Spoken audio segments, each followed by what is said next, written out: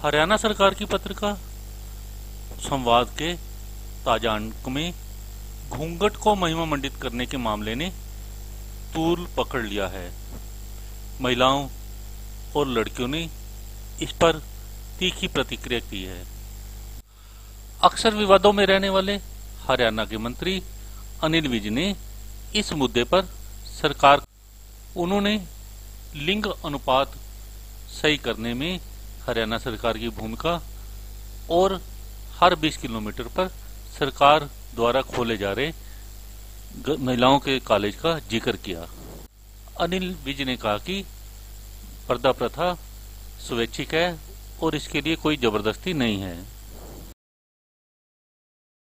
हाँ, नहीं, ये बताया तो है, लेकिन ये अच्छा नहीं है क्योंकि लड़कियों के लिए बचाने के कारण बेटियां बचाओ बेटियों को पढ़ाओ, तो इसलिए फिर पर्दा तो ख़त्म ही हो गया है। फिर जब लड़कियां लड़कों के साथ पढ़ती हैं इसलिए कोई ज़रूरी नहीं है, तो है नहीं, क्योंकि हम भी आज ऐसे फैंसी ड्रेसों में घूम रहे हैं और हमारे पेरेंट्स अलाउ कर रहे हैं, तो नहीं, घूंघट नहीं होना चाहिए। हरियाणा की मैगजीन में एक तरफ घूंघट दिखाया गया है, लेकिन सरकार कहती है कि बेटी बचाओ और बेटी पढ़ाओ, लेकिन ये यहाँ का कोई ऐसा वो नहीं है। लड़कियाँ लड़कों के साथ पढ़ती है, फिर भी उनसे घूंघट कराया जा रहा है, ये ठीक नहीं है। को नहीं लगता ये सही है, क्योंकि एक तरफ गवर्नमेंट बहुत ज़्यादा प्रमोट कर रही है गर्ल्स को, और अदर साइड आप देखेंगे वो चाहती है कि जो यहाँ की लेडीज़ हैं वो घूंघट में रहे, which is really very wrong. So I am against the government. ये बहुत गलत बात है कि हरियाणा सरकार की मैगजीन में औरतों को घूंघट में दिखाया जा रहा है। जैसे कि मैं हिमाचल से हूँ, हमारे तो ऐसी कोई प्रथा नहीं है, तो ये बहुत गलत मैसेज जा रहा है। That's it.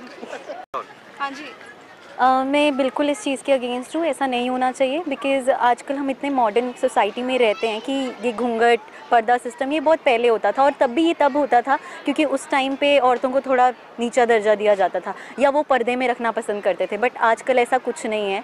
आजकल सबको जितना हक लड़कों को जीने का है, अपनी वो शर्ट्स उतारने का है, वो इतना कुछ करते हैं। कम से कम लड़कियों को तो कम से कम घूंघट में ना रखें ना, वो भी जी सकती हैं अपनी लाइफ, उनकी भी लाइफ होती है।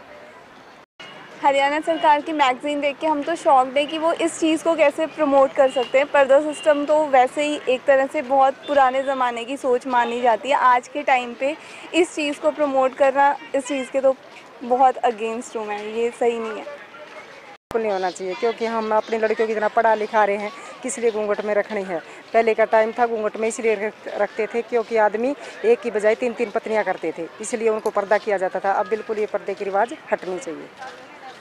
बेटी बचाओ बेटी पढ़ाओ के लिए सेक्स रेशो को ठीक करने के लिए जब हमारी सरकार आई थी तो ये 862 थी, अब 900 साढ़े 900 को क्रॉस कर रही है। तो इसमें बहुत काम किया गया, और बाकी भी सभी क्षेत्रों में हर 20 किलोमीटर पर कोशिश की जा रही है एक गर्ल्स कॉलेज खोलने के लिए। गर्ल्स कॉलेज खोल रहे हैं हर 20 किलोमीटर पर, और हरियाणा में तो महिलाओं को और पुरुषों को एट पार रखा जाता है हर मामले में। नहीं, वैसे तो देखिए ये कोई अनिवार्य नहीं है कि ये घूंघट ज़रूर होना चाहिए, ऐसा तो हम नहीं मानते हैं।